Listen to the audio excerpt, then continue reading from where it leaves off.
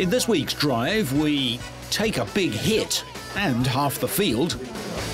See what Toyota are doing for people with disabilities.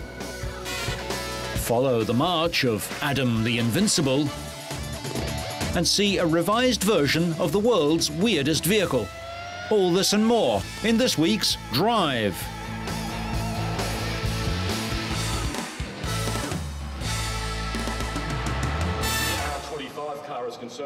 We start in Melbourne this week, where new models are revealed and famous drivers are on show.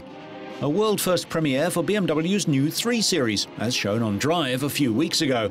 Melbourne opens on the same day as the Geneva show, except that being in Australia, Melbourne actually opens a full day ahead of the European extravaganza. Mazda took the covers off the 3rd generation of the MX-5, and we'll have a closer look at that later on. Don't mistake this. A red carpet and comedians for the new Mercedes CLS 500, a 4-door coupe.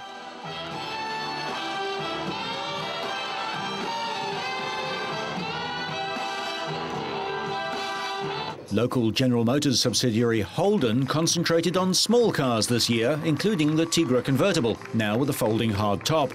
Holden builds a unique Australian model, the Commodore, exported to many countries as Pontiacs and Chevrolets. Arch-rival Ford offered variations on the locally designed Falcon, unveiled by supercar champion Marcus Ambrose. Ford hopes the new Focus range will bring them small car success in a domestic market with almost 1 million cars a year. Another Australian model is the TS01, a sporting Camry-based concept. Trapped inside were Formula One drivers Ralf Schumacher and Jarno Trulli. Thank you, Dave. Of course, we've got Jarno and Ralf. Embattled Mitsubishi showed the chunky CZ3 Tarmac Spider concept car. From Subaru comes the B9, their biggest car, now with a very distinctive and controversial grille.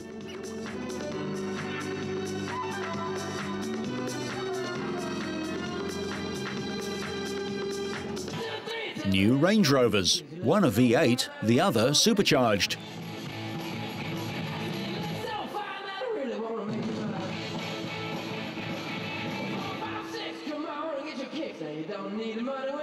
The bold styling of the Renault Scenic MPV didn't slow down Renault racers Giancarlo Fisichella and Fernando Alonso, 1st and 3rd in the Australian Grand Prix. Fresh off the plane and on its way to an eager owner, the 300 km/h Gentleman's Express, the Bentley Flying Spur. It packs a compact 6-litre twin-turbo V12 in the engine room, but the lounge behind it is still sumptuously elegant. Probably not to be made available in Australia, but the centre of attention anyway, back at Ford, the GT is a road-going descendant of the legendary Le Mans-winning GT40. V8 supercar racing is the premier class in Australia, contested only by Holden and Ford. The Tirana concept recalls a hero car, a locally developed V8 based on the Vauxhall Viva. Outside, British precision and stunt driver, the appropriately named Russ Swift, did his stuff, complete with 3 wide-eyed passengers plucked from an appreciative audience. The motor show also hosts a collector's auction of cars, bikes and automotive art, with lots on display until the sale on the very last day of the show. Back inside, there were 2 extremes from Daimler Chrysler, the megalith Maybach limousine and, by comparison, the almost comically small Smart city car. Side by side, you'd get 4 Smarts in the length of a Maybach, with space to spare. For supercar fans, there was the new 195-mile-an-hour Aston Martin DB9, the Ferrari F430 and Maserati's 90th anniversary Spider. A specially built 4-wheel drive test circuit gives potential owners the chance to try before they buy, with several manufacturers keen to let showgoers try out their wares. Visitors were given the chance to get behind the wheel with Renault and also on the Evo simulators, test driving the soon-to-be-released Gran Turismo 4 video game from within Lancer rally cars, beside the just-released Evo 8 from Mitsubishi. Subaru showed us how it all works, while Hyundai brought along their HCD8, first seen a year ago at Detroit. The concept car has a 2.7-litre supercharged V6 engine, but has high-tech lighting and paintwork. Melbourne's show is timed to coincide with the opening Grand Prix of the year and attracts visitors from all over Australia and the world. From Lamborghini to Land Rover and everything in between, something for everyone. Not quite the size of Geneva, perhaps, but certainly warmer.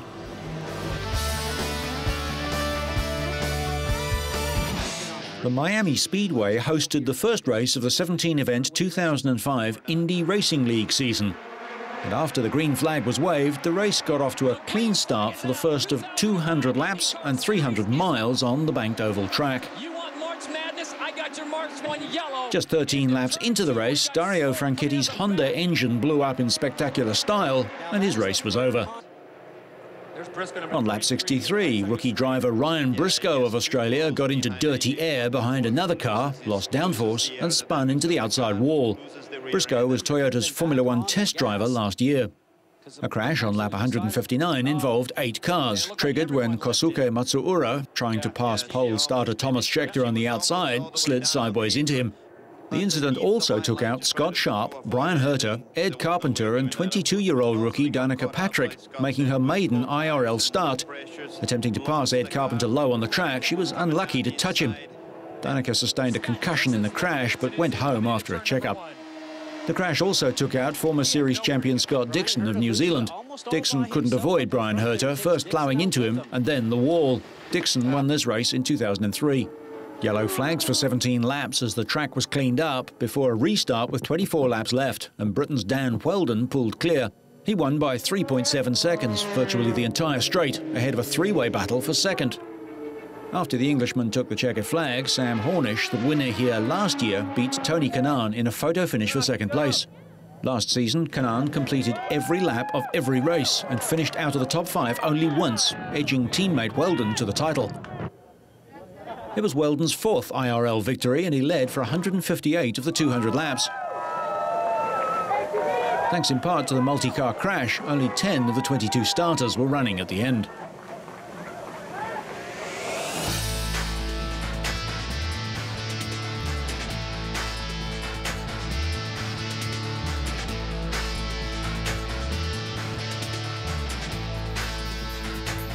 In the early 1980s, Mazda was looking to the future. A competition was held between Mazda North America and Mazda Tokyo to come up with the best design for a sports car. The Japanese worked on a front-engined front-wheel driver with a mid-engined rear-drive alternative, while the Americans chose a front-engined rear-drive concept. The first comparisons took place in April 1984, and the mid-engined idea was scrapped. The Japanese proposed a coupe, while the American car was a roadster with detachable hardtop. To most Americans, a sports car was an open convertible. The coupe would be seen as merely sporty. In late 1984, Mazda America won the competition, and by September 1985, a prototype had been built in England. It was shipped to California and driven through the streets, and the response was enormous. The first car was built in 1989, and since then, over 700,000 have followed. The MX-5, called Miata in some markets, echoes the sports cars of the 1950s and 60s, with a tight, low-to-the-ground body, two-seater cockpit, and that classic ragtop. For 15 years, the MX-5 has kept true to a concept of a pure, lightweight sports car. So, when Mazda engineers set out to develop a high-performance version, they didn't merely make a faster MX-5. Instead, they looked at 5 areas: engine response, handling, driver-vehicle connectivity, appearance, and value. Their changes included a turbocharger with air-to-air intercooler, 6-speed manual gearbox, 17-inch alloy wheels, and many modifications to integrate them all. Inside, there's a choice of black cloth seats or black leather seats with red or silver stitching. A similar leather treatment wraps the steering wheel, gear shift knob, and parking brake lever on all models. There's also a standard 225-watt 6-speaker audio system with an in-dash 6 CD changer and several other interior upgrades. The factory-fitted turbocharger was Mazda's answer to enthusiasts slotting in everything from Mazda's own rotary engine to various V8s. Adding further distinction to the turbo-enhanced MX-5 exterior, are smoke-tinted headlights and a unique rear spoiler. 17-inch Hart wheels mount 205/40 rated tyres. For the first model, red dominated with white the next most popular colour. Today, Grace Green, similar to British Racing Green, delivers a quarter of sales. The final result is a striking vehicle that is much improved in all the areas where the MX-5 already excelled. But time marches on, and the third generation MX-5 was revealed at the Melbourne show, although the designers understood the rule, if it ain't broke, don't fix it, because the new car looks very similar to the model it replaces. Officially revealed a day later in Geneva, the Australians got a sneak preview because a hand-built prototype was in Australia for 3 weeks, shooting global advertising and marketing footage and stills. Mazda wanted this car to be virtually indistinguishable from its predecessors at a distance, and they've succeeded. The change is only becoming apparent as you get closer. Then, the aggressive shark's nose with honeycomb air intake, bigger guards, the high-tech headlights and the new, straighter, more modern lines are apparent. The new car will be powered by a beefed-up version of the familiar aluminium alloy 2-litre 4-cylinder engine, mated to either a short-throw 6-speed manual or automatic gearbox with steering wheel change paddles. The current car's iron block 1.8 produces less power and offers a 6-speed manual or 4-speed automatic transmission. There will also be a 1.8 version of the new car with a 5-speed manual box. However, the current turbo version will be discontinued, and there's no sign of a replacement turbo or the speculated rotary-powered version, although much of the MX-5 is common to the RX-8.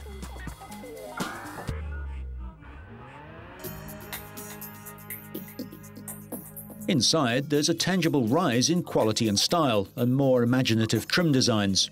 There's more hip, shoulder and elbow room, with adjustable steering wheel, 2 side airbags, extra ventilation and more storage space. The roof is still only a manual Z-folding soft top with a glass rear window, although there will continue to be an optional hard top as well. The car has been put on a diet so that the new car is within 10 kilograms of its predecessor, weighing in at 1,123 kilos. Key to this has been the use of aluminium to reduce unsprung weight, and the car also uses ultra-high tension steel.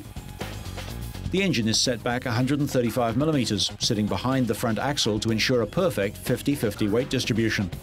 And to show how little the MX-5 has grown, the length and height increased by 20 millimeters and the width by 40 millimeters. However, the wheelbase grows 65, the front track by 75 and the rear track by 55, moving the wheels closer to the corners. 17-inch alloy wheels are also part of the package. Mazda has benchmarked the MX-5 against upmarket opposition like the Porsche Boxster, Audi TT and Honda S2000 around the world. But this doesn't mean that Mazda plans to move the MX-5 into this more expensive market.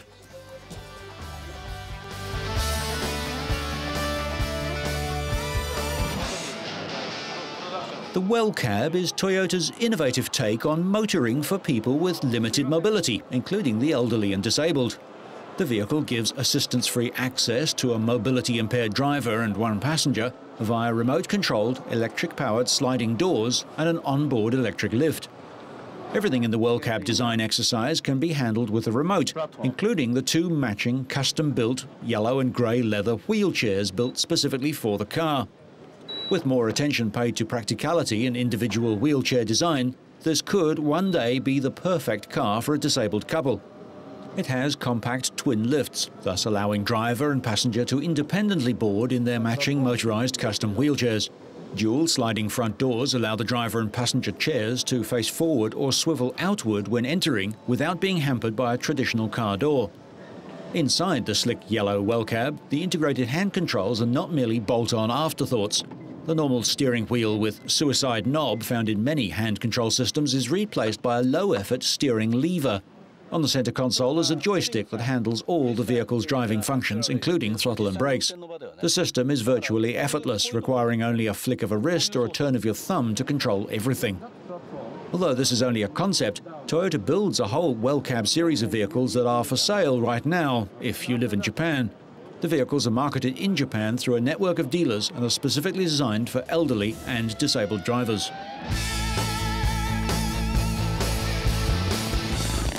For the first time, Livorno hosted the 9th round of the Indoor World Trials Championship, with riders' skills tested over 7 sections and 1 double-lane race. Japan's Takahisa Fujinami impressed in most of the specialized sections, negotiating the various obstacle courses with skill. However, he picked up a maximum 5 penalties for this unceremonious fall. Despite it, the Montesa rider came third overall, his first podium finish since round 4 of the championship. Sherco's Albert Cabastani was looking to narrow the championship lead enjoyed by fellow Spaniard Adam Raga. Raga has been victorious in the first 7 rounds of the season, but Cabastani narrowed his overall advantage to 17 points with a win in round 8 in Lisbon. The pair looked evenly matched for much of the event, and Cabastani's win in the double lane race pushed his rival to the limit.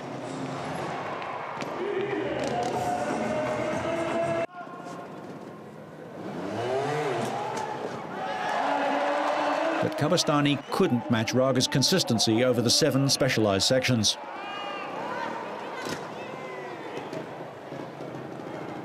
Invincible Adam was again sublime from the word go.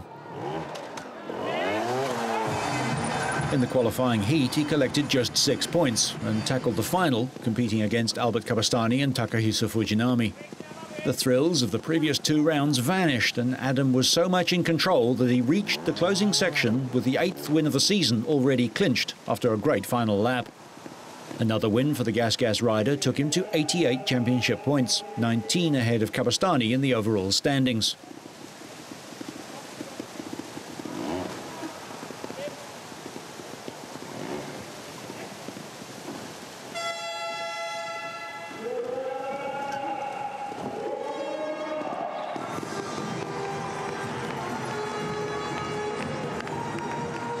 The last round of the 2005 Indoor Trials World Championship will take place in Ibiza in Spain instead of Gelsenkirchen in Germany, which has been cancelled.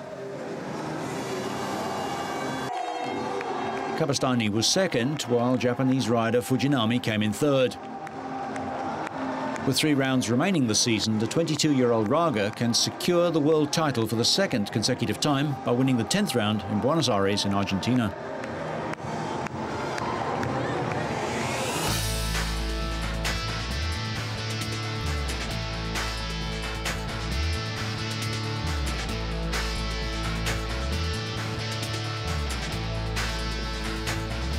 There's a new age kind of vehicle out there. It combines the frugality of a motorcycle with the weather protection of a car.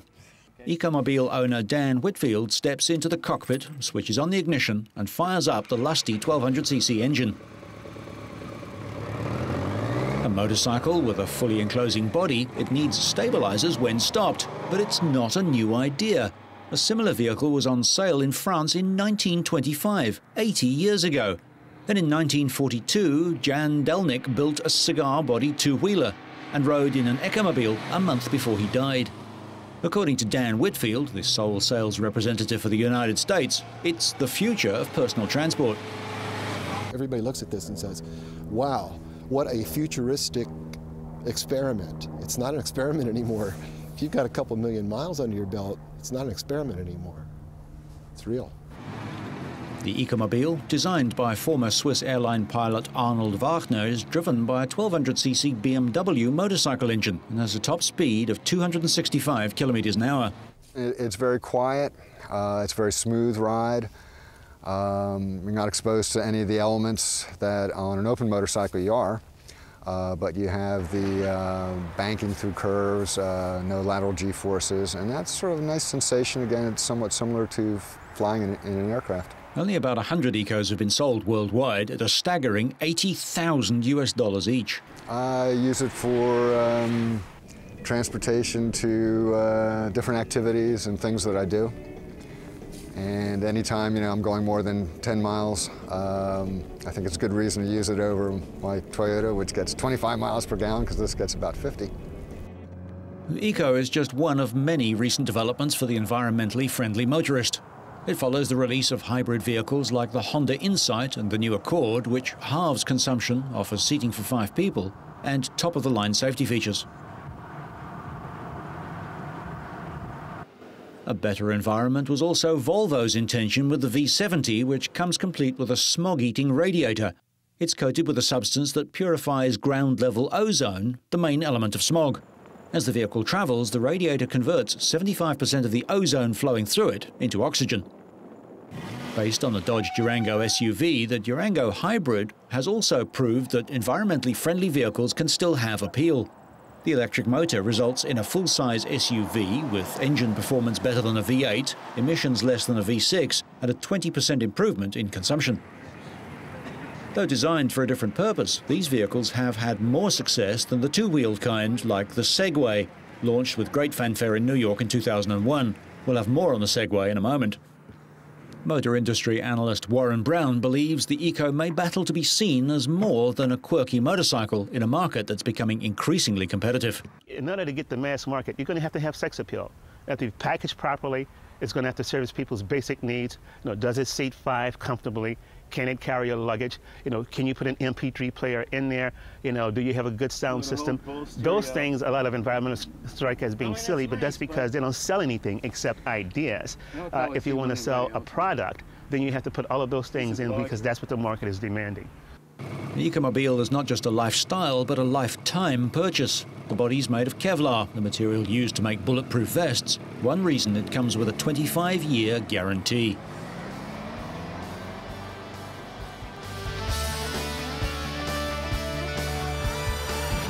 And finally, after making a splash nearly 4 years ago when they unveiled their much-anticipated two-wheeled human transporter, Segway has launched new models of its curious scooter-like machine. One is called the Segway Cross Transporter, or XT for short. It's designed to go off the beaten track and into the woods. It features large, soft tyres for greater ground clearance and traction, and newly designed software. I've taken it on some pretty extreme trails. I'd say just about anywhere an average mountain biker can go, it would go. Certainly if you're an extreme mountain biker, you can probably find some places you wouldn't want to take that product. Fire roads are great, trails. National Park uses the product today, the normal HT product line. We think there's an expansion opportunity there. I can see uses in things like agriculture, ecotourism, you name it on down the line. It's a very eco-friendly product. No emissions, no two-stroke kind of noise and pollution that comes from that. We think it'll be good in those types of environments. It'll let you leave work early, get around to golf in before it gets dark. For the hardcore golfers that come out first off the tee in the morning, then get the round in, get back home on a Saturday. So really speeding up play is one. The other is, frankly, it's just a lot of fun to ride. I mean, the Segway HT is fun to ride anyway. Imagine combining that with golf. You're kind of doing two leisure things all at one time. It's a blast. As to whether the hype of changing cities in 5 to 10 years, it's very difficult to do. You can't change a city over a decade typically. It takes many decades. And so we don't think we're off our long-term plans, and we have a good short-term business right now. We're kind of happy with the trajectory we're on. Segway uses gyroscopes and computers to mimic human balance. Users lean forward to move forward, lean back to reverse. In New York's Times Square, it got mixed reviews. I would try one of those on a golf course, definitely, especially if everybody else on the golf course had one. That would be nice. I feel that we need to get our exercise, and we need to do as much on our own as possible instead of getting mechanized. Right now it's a novelty, but I think that this is something that could be very beneficial for a variety of areas of businesses or activities, and I think it would catch on. 1 year. 1 year it's trendy, and then it's out again. And I think would be the same with that. Trendy or not, the Segway comes with a hefty price tag. The XT is $5,000 US and the GT $500 more. But at least you won't get your feet wet. So whether you're out in a one-of-a-kind prototype, throwing away a few million in crash damage, or just desperate for that final parking space, so you stay on track and up to speed, make sure you catch next week's Drive.